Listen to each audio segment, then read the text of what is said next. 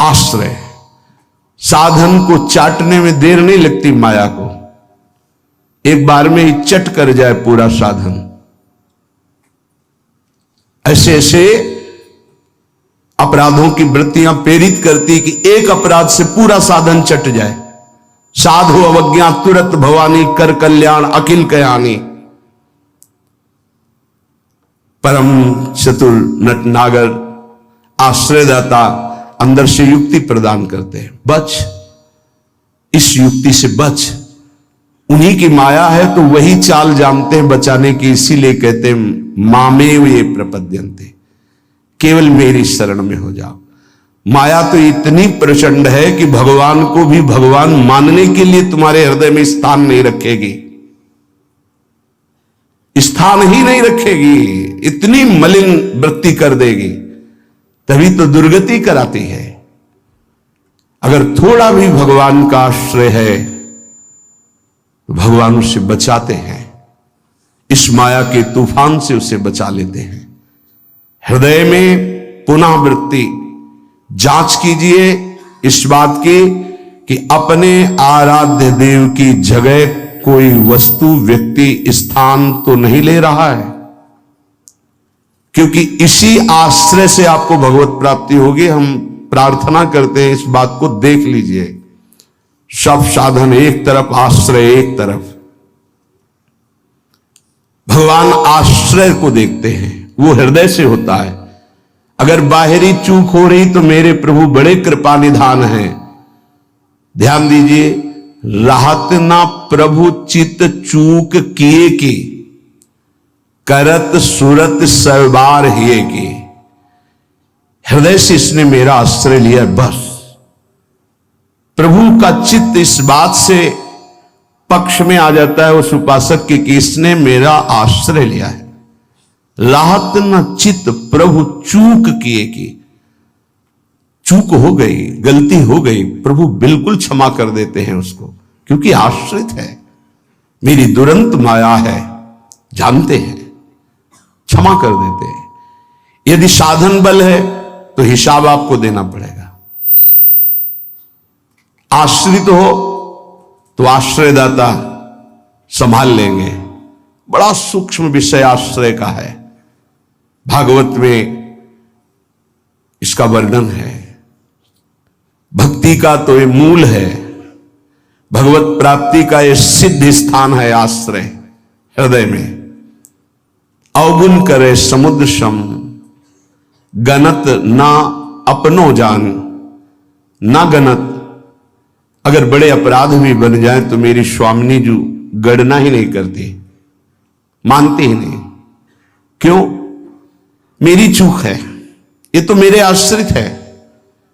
आश्रित की चूक मेरी चूक,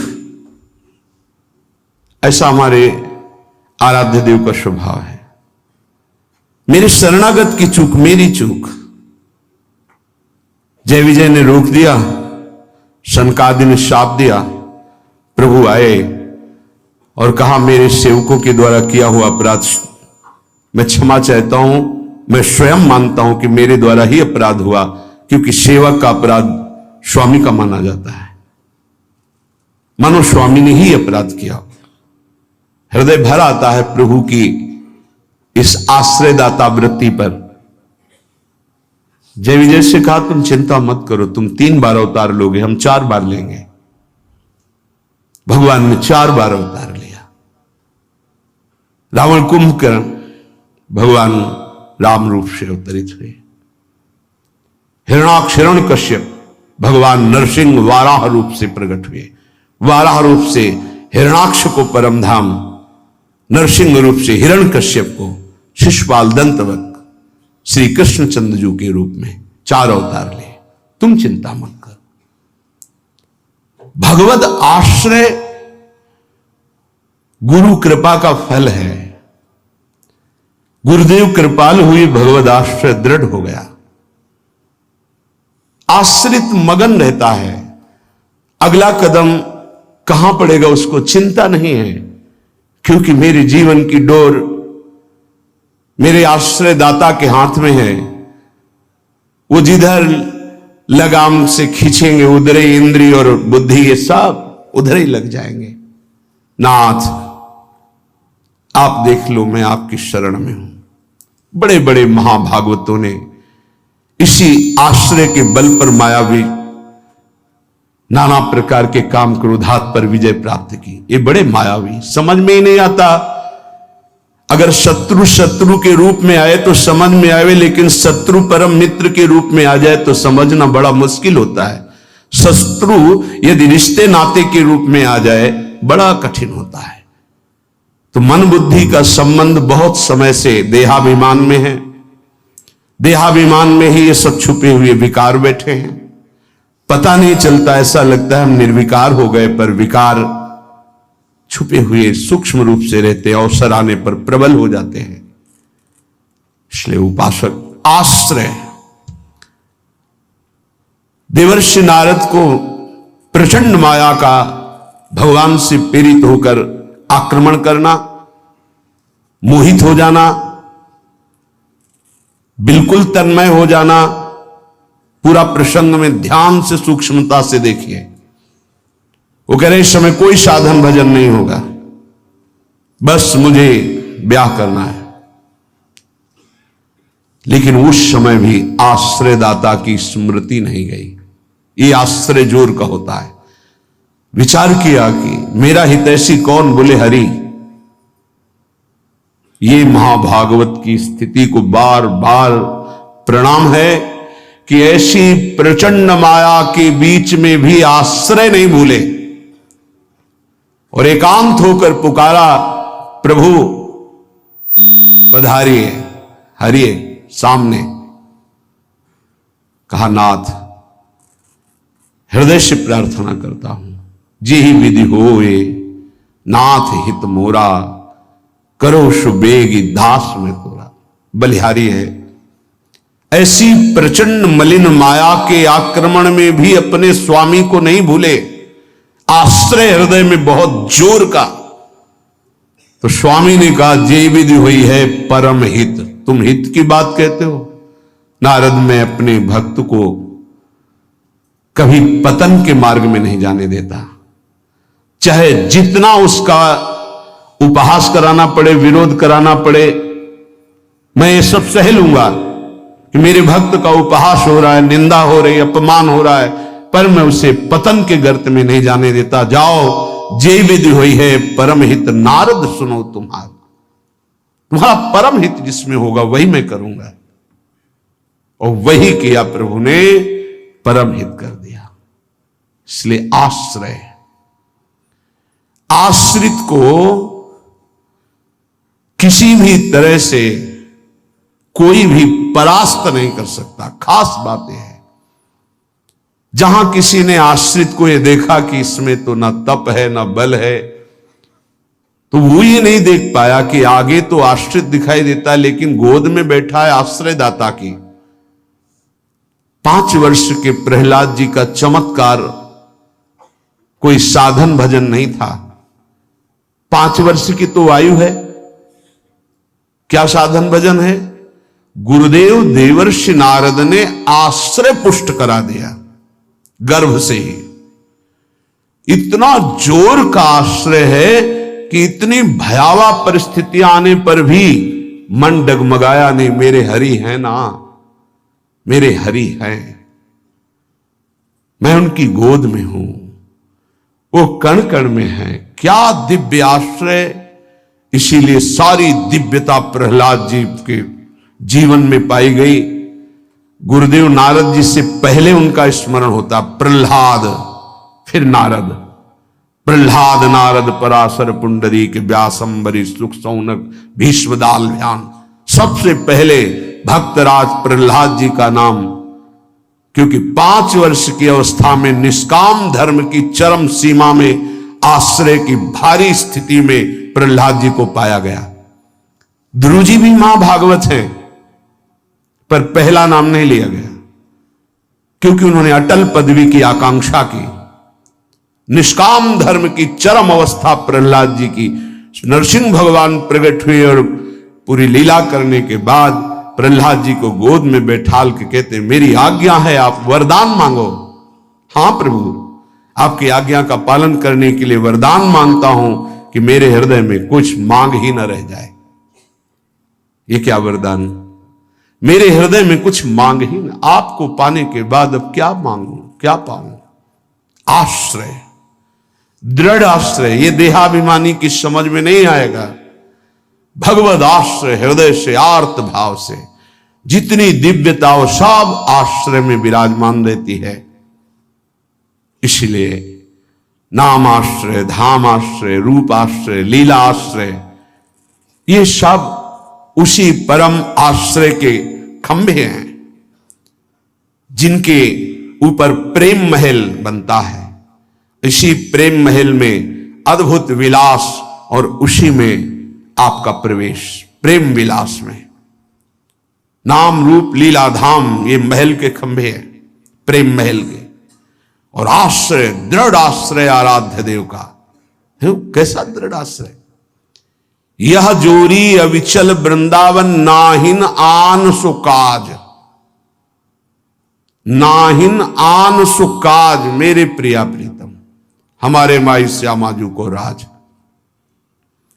देखो आश्रय, मेरे प्राणनाथ श्री श्यामा शपथ करो तृण छिए, कसम खा के कहता हूं, हृदय में केवल श्यामाजू का आश्रय।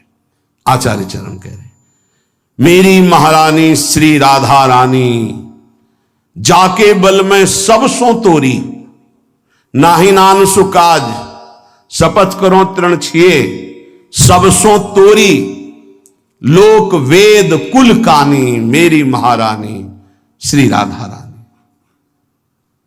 ये महान पुरुषों ने आश्रय को अपने हृदय की कृपा करके परिचय दिया, तब समझ में। आश्रय सच्ची कहते हैं, आश्रय एकमात्र आश्रय, नहीं ऐसी धूल भरी आंधी कि तुम समझे नहीं पाओगे कि साधन कर रहे हो कि असाधन कर रहे हो। बहुत सावधानी की जरूरत है, क्योंकि चित्त द्रवित हो जाता है। द्रवित चित्त में जो भी संस्कार डालोगे बहुत जोर के होते हैं। जैसे मोम को पिघला दिया जाए, फिर उसमें जो छाप लगाई जाए वो बहुत जोर की लग जाएगी। चढ़ी के मैन तुरंग पर चलिबो पावक माही, प्रेम पंथ अति कठिन है, सबको निबहत नाही। जैसे मोम के घोड़े पर बैठकर आग से निकलना हो तो कैसा खतरनाक खेल है, ऐसे द्रवित हृदय से विषयों को पार करना है। कोई भी आकर्षण, कोई भी व्यक्ति वस्तु स्थान अपना अधिकार बना सकता है हृदय में, क्योंकि द्रवित हृदय, एक बार छाप लग गई तो द्रवित हृदय की छाप को मिटाना बहुत कठिन होता है। इसीलिए उपासक को जब वो असावधान होकर विषय में फंस जाता है तो बहुत ही आसक्त चित्त पाया जाता है, क्योंकि वो निर्मल द्रवित हृदय का सीधे हृदय से प्यार करता है, वस्तु से, व्यक्ति से, स्थान से। नहीं तो हिरन कोई प्यार की वस्तु जिस प्रेम के कारण अपनी रानियों का, पुत्रों का, राज्य का, समाज का त्याग कर दिया, उस प्रेम के आगे हिरन क्या चीज था। पर द्रवित हृदय, छाप लग गई, अगला जन्म हिरन का हुआ। द्रवित हृदय उपासक का होने लगता है। मलिन हृदय की छाप तो मिटाई जा सकती है, ये सूक्ष्म विषय है। विषयों में खेल रहा है, कोई भगवान से मतलब नहीं, तो जब जगेगा तो उसका हृदय साफ किया जा सकता है। जब ज्ञान होगा, उसको सत्संग मिलेगा तो सुधार बड़ी तीव्रता से हो जाएगा, यदि कुसंग ना हो तो। लेकिन यदि उपासक का हृदय आसक्त हो जाए तो बहुत ही उसमें विचित्रता पाई जाती है। जैसे द्रवित हृदय किसी रूप में फंस जाए, शरीर में फंस जाए, वस्तु में फंस जाए, उसकी एक विलक्षणता होगी उपासक की। जैसे वो प्रभु की तरफ चला था, वैसे ही विषयों में अनन्य होकर के चलने लगेगा। द्रवित हृदय बिल्वमंगल जी चिंतामणि में अत्यंत आसक्त, हटे, प्रभु में मन को लगाने की चेष्टा की, लगा, फिर वैसे ही एक नववधू को, फिर वैसे ही नवीन आसक्ति, अर्थात वो अभी हृदय से छाप मिटी नहीं थी। इसीलिए उन महापुरुष ने अपनी दोनों आंखों को ही विदा कर दिया, मेरे नाथ से तू फिर मुझे विमुख किया, अब संसार को देखूंगा ही नहीं। दोनों आंखें खोल ली। द्रवित हृदय अत्यंत आसक्ति, ये विषयी पुरुष नहीं कर सकते ऐसी आसक्ति, वो विषय में भी ऐसी आसक्ति नहीं कर सकते जैसी उपासक आसक्ति करेगा। इसलिए बहुत सावधान, उपासना के मार्ग में अपने आराध्य देव की जगह किसी को नहीं देनी चाहिए। उनकी जगह कोई है ही नहीं, समान ही नहीं, तो बढ़कर क्या है। पर सही मानिए हम अपने आराध्य देव से बढ़कर किसी को स्थान दे देते हैं, वो चाहे कोई शरीर हो, वस्तु हो, स्थान हो, कुछ भी हो।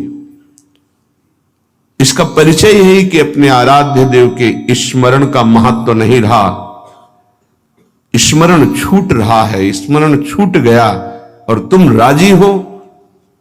तद स्मरणेन परम व्याकुलतेत, इसका मतलब तुमने अपने आराध्य देव से बढ़कर कुछ मान लिया। बड़ी मलिन बुद्धि है, बड़ा मलिन मन है। इष्ट कृपा, गुरुदेव कृपा अवसर आता है मुक्त होने का, इंद्रियों को संयम में कर कर प्रेम समुद्र में डूबने का, पर धिक्कार है ऐसे मन को, ऐसी बुद्धि को जो पुनः मलिन भोगों में फंसा देती है, मलिन संसार के राग में फंसा देती है। विचार करो, कोई भी उपासक जब ग्रह त्याग करता है वास्तविक भगवत लक्ष्य करके, तो कितनी सामर्थ्य उसके हृदय में भगवान देते हैं कि माता के चरणों का राग, पिता के दुलार का राग, परिवार के राग को स्वाहा करके, शरीर के राग को पता नहीं भोजन मिलेगा कि नहीं, व्यवस्था होगी कि नहीं, कोई पीटेगा, अपमान करेगा तो सह लेंगे, हर कष्ट सह लेंगे, पर प्रभु को प्राप्त करेंगे। हृदय का लक्ष्य ये होता है हर उपासक के, जो ग्रह त्यागी होता है, जो वैराग्यवान होता है, जो भगवत मार्ग का निश्चय करने वाला होता है, इतना सुंदर दृढ़ संकल्प करने वाला, फिर किस वस्तु व्यक्ति स्थान का महत्व रखता है? किसी का नहीं। तो फिर क्यों आसक्त हो जाता है? बड़ी लंबी लंबी यात्रा करके भगवत मार्ग की, फिर किसी क्षुद्र विषय में विश्राम मानने लगता है, मनोरंजन करने लगता है।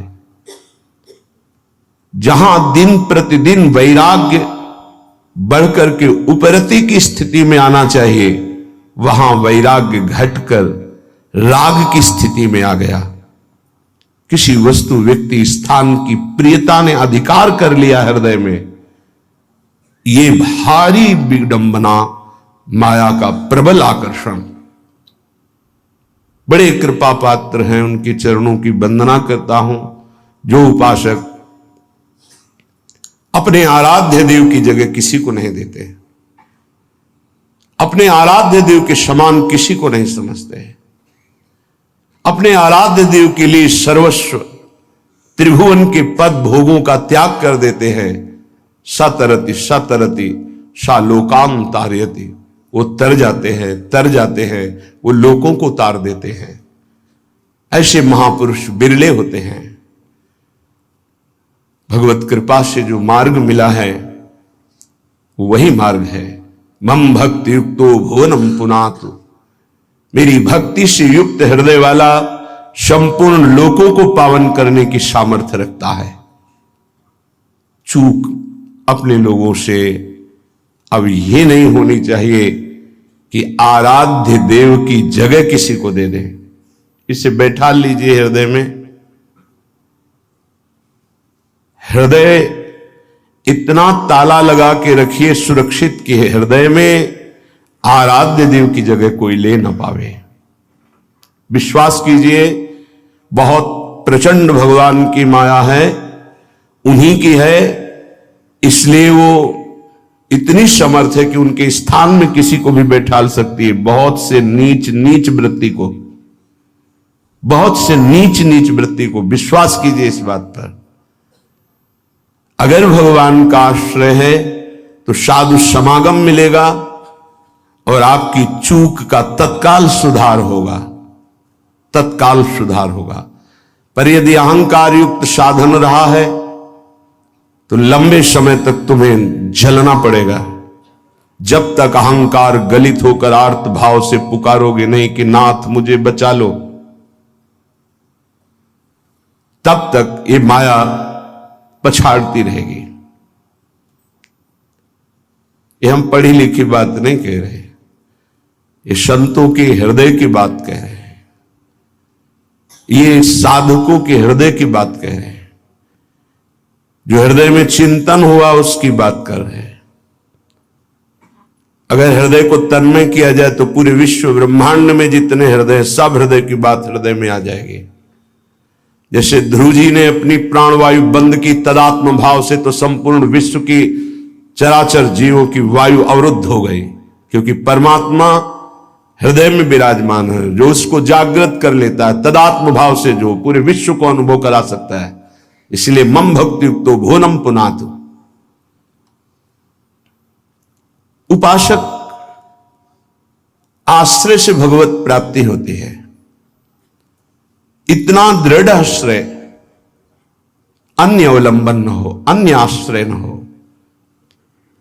जब तक शरीर का आश्रय रहता है तो देहाभिमान स्फुरित होता है, देहाभिमानी सोचता है कि अगर हम भगवान का आश्रय लिए तो हमारा साधन छूट जाएगा, क्योंकि साधन से देहाभिमान की पुष्टता होती है। मैं करता हूं, अहंकार विमूढ़ात्मा करता हमिति मन्यते। और जब हम आश्रय पर चित्तवृत्ति देते हैं, निरंतर उनका चिंतन, निरंतर सेवन, निरंतर गायन, निरंतर आश्रय, तो अभिमान गलित होता है। यह आंतरिक युक्ति है। अभिमान न रहे तो किसी विकार की ताकत नहीं कि हृदय में प्रवेश कर जाए। भ्रम तभी माया पैदा करती है जब अभिमान होता है। गरुण महाज्ञानी गुण राशि, महान ज्ञानी भगवान के वाहन, जिनके पंखों से सामवेद की ध्वनि निरंतर होती रहती है, उनको भ्रम हो जाना बड़े आश्चर्य की बात है।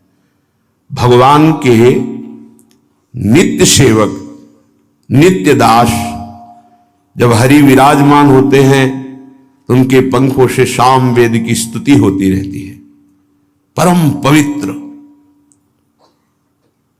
उनके हृदय में भ्रम हो जाना, ये श्री भगवान है, जिनको एक निशाचर नागपाश में बांध देता और मैं मुक्त करता हूं, उस समस्त जगत को मुक्त करने वाले प्रभु है। नहीं, कैसे प्रभु हो सकते हैं? इनकी तो दशा में देख रहा हूं, नागपाश में कैसे पीड़ित हो रहे हैं।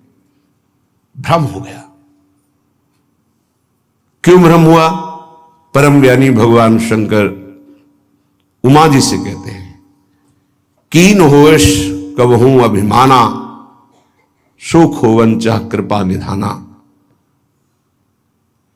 मैंने भगवान की कृपा से जान लिया कि गरुण जैसे महापुरुष को जो भ्रम हो गया, व्याकुलता हो रही है, इनका चिंतन बदल गया। इसका मतलब इन्होंने कहीं अभिमान किया, उसी को खोना चाहते हैं प्रभु, इसीलिए इनको भ्रम हो गया। नहीं तो ये तो महान परम बंदनी भगवान के पार्षद है, इनको भ्रम कैसे हो सकता है? सोचो, इतनी ऊंचाई तक माया अपना दांव चाल चल सकती, तो हम आप क्या चीज हैं? दैन्य, दैन्य होकर के, भगवद आश्रित होकर के फिर जो नाम जप करना, वाणी गायन करना, परिक्रमा लगाना और जो साधन है, ये कृपा से देखा जाता है। इसमें अहम नहीं होता, मैंने किया, मैं ऐसा नियम लिए हूं, मैं ऐसा संकल्प किए हूं, मैं करता हूं। नहीं, मेरे स्वामी, मेरे